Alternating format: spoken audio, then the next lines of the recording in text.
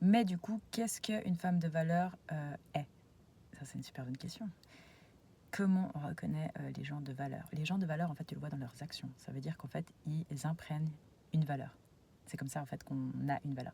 Donc, être une femme de valeur, pour moi, par exemple, ce serait des femmes qui cherchent à avoir une famille qui est unie, qui est en paix, qui vit dans la joie et que c'est beau en fait. Pour elle, son rêve, c'est son plus grand rêve en fait, c'est vraiment ça, sa progéniture, c'est son couple, c'est l'unité et elle est prête en fait à s'en donner les moyens pour y arriver.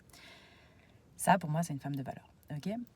Après, il y a d'autres choses. Par exemple, un homme de valeur, qu'est-ce que c'est? C'est un homme qui suit sa mission de vie. C'est un homme qui est respectueux des autres, même des gens qui n'ont rien à lui apporter. C'est un homme qui va être au service. Donc pareil, au service de sa famille, au service des autres, être altruiste, être bienveillant et tout en gardant une estime de soi. Donc pour garder une estime de soi, tu dois te respecter. Pour te respecter, tu dois être discipliné dans les petites choses.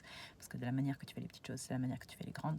Et c'est en fait se dire, bon ben voilà, ça c'est mon goal, comment je vais y arriver? Ça c'est tes valeurs en fait, c'est le comment, par quoi tu vas le faire. Parce que quelqu'un par exemple dans ses valeurs, ils ont la liberté, quoi, pas vraiment dans les valeurs, tu me diras, mais dans son objectif de vie, on va dire liberté financière par exemple. Et en fait, une personne qui n'aura pas les mêmes valeurs que toi et puis qui en fait s'en fiche de comment il fera pour y arriver et du coup il est prêt à écraser tout le monde et à y arriver juste en essayant tous les raccourcis possibles et imaginables, voire en, je sais pas moi par exemple, tu regardes Andrew Tate, est-ce que c'est quelqu'un de valeur? J'ai un peu de la peine, tu vois. Dans le sens que c'est pas ça que j'essaie de vous apprendre sur cette chaîne. Moi, je suis là pour les ambitieux, pour les ambitieuses qui vraiment veulent une famille unie et qui comprennent que dans le système, on t'apprend pas ni à faire de l'argent correctement, ni qu'est-ce que c'est que l'amour, parce que ça, c'est des choses qui s'apprennent à la maison. Donc, si toi, à la maison, déjà, ta famille, elle vient soit de la classe pauvre, soit de la classe moyenne, c'est qu'il faut reprogrammer ton cerveau. Tu as une formation fitness neurologique en bas, 3 modules, moins de 2 heures, je t'apprends à peu près toutes les bases qui est nécessaire pour ça. Parce qu'on a tous des bias. En fait, des cognitive bias, c'est le fait de voir la vie avec tes propres lentilles. Donc, avec ton propre paradigme de croyance. Donc, en gros, il y a tout qui est paradoxal dans le sens que toi, tu vas croire quelque chose que pas forcément une personne qui vit au Burkina Faso pourrait voir la même chose. Tu vois, elle a d'autres priorités que toi et elle n'a pas du tout eu la même éducation que toi. Et en fait, les valeurs, c'est souvent dans l'éducation. Donc, c'est pour ça que, te donner un exemple tout bête, mais dans l'éducation, souvent tu as l'éducation religieuse qui est quand même un gros aspect de l'éducation ou pas.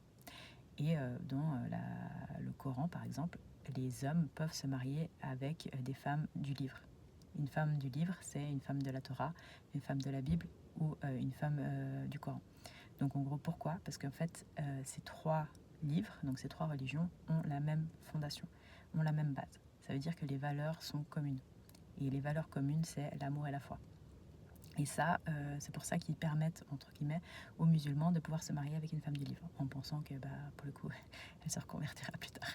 Mais ça, c'est pour te donner, en fait, à quel point ça va loin dans les valeurs. Donc, en gros, t'es pas obligé d'être religieux pour avoir des valeurs. Je connais des personnes qui ne sont pas du tout dans la religion, qui m'ont appris énormément sur les valeurs, plus même que les gens religieux. Moi, j'ai un peu de la peine avec les gens religieux, parce que pour moi, il y aurait moins d'athées si les religieux essayaient pas de frapper avec la Bible sur la tête des gens et, et se contentaient de vivre leur foi, dans le sens par leurs actions, en fait, montrer leurs valeurs et pas essayer de convertir toute la planète. Je veux bien, ça vient c'est bienveillant généralement, c'est en mode bon ça marche pour moi, ça marchera pour toi, mais en fait chacun a son périple, chacun a sa mission de vie, chacun a sa perception et je pense que le jour où quelqu'un a besoin de changer cette perception-là, ou quelqu'un a besoin en fait de réconfort, il le trouvera auprès de Dieu. Pour moi, Dieu, il est en nous, il y a une partie en nous en fait qui fait partie d'un tout, qui n'est pas juste nous. Ça veut dire qu'on n'est pas tombé sur cette terre juste pour être des petits individus et faire juste notre métro, boulot, dodo, et puis se concentrer à juste avoir des voitures et des grosses montres et voyager. Mais ça, en fait, ça fait partie de ton échelle de valeur aussi. Et par contre, il ne faut pas juger les autres qui n'ont pas les mêmes valeurs que toi. Ça, c'est un manque en fait d'équité, on va dire. C'est un manque d'empathie. C'est un manque de connaissance. C'est de l'ignorance. C'est clairement de l'ignorance de juger quelqu'un parce qu'il n'est pas comme toi. Et ce que moi je suis en train de te dire, c'est toi, tu dois trouver une femme de valeur d'après tes valeurs. Donc même suivant comment les vidéos que je te fais, ce ne sera pas en adéquation avec tes valeurs à toi et c'est ok. Et par contre, moi ce que je t'encourage, c'est à réfléchir par toi-même, c'est à ressentir plus que utiliser que ton mental ou essayer d'être connecté à toi-même. Le plus important, c'est que plus tu vas apprendre à te connaître, plus tu sauras qui tu es, plus tu auras de facilité à attirer les bonnes personnes dans ta vie parce que tu vas imprégner tes valeurs. Quand tu imprègnes tes valeurs, bah en fait, les gens qui ne sont pas alignés avec ça, c'est difficile de traîner avec eux. C'est difficile en fait de faire rentrer quelqu'un dans ta vie qui, pour le coup, n'est pas bienveillant, qui, pour le coup, n'est pas honnête, qui, pour le coup, n'est pas respectueux, qui, pour le coup, bah, n'a pas envie en fait de se donner à fond pour devenir sa meilleure version et d'imprégner en fait ses valeurs par exemple, qui a toujours peur, qui va choisir la fuite au lieu de combattre, etc. Parce que ça c'est pas vraiment une partenaire de vie que tu veux dans ta vie. Tout simplement parce que c'est elle qui va éduquer tes enfants.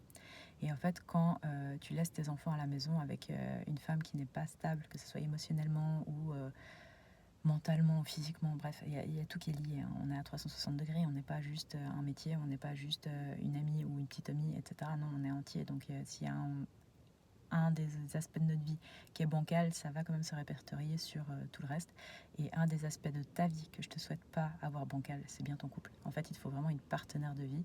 Et cette partenaire de vie-là, tu la trouveras quand toi, tu commenceras à t'aimer assez pour comprendre qui tu es. Et tu ne te plieras pas aux attentes des autres. En fait, il t'en faut qu'une. Donc déjà ça va le faire. T'inquiète pas, mais plus tu seras en adéquation avec qui tu es, plus tu seras au courant. Ok, ça c'est ma mission de vie. Ça, votre mission de vie, les gars, lâchez-la jamais pour une fille. Jamais, jamais, jamais, jamais. Vous allez perdre en fait du respect de vous. Et quand tu perds du respect de toi, tu pourras jamais te faire respecter par les autres. Et du coup, tu pourras jamais te faire aimer correctement.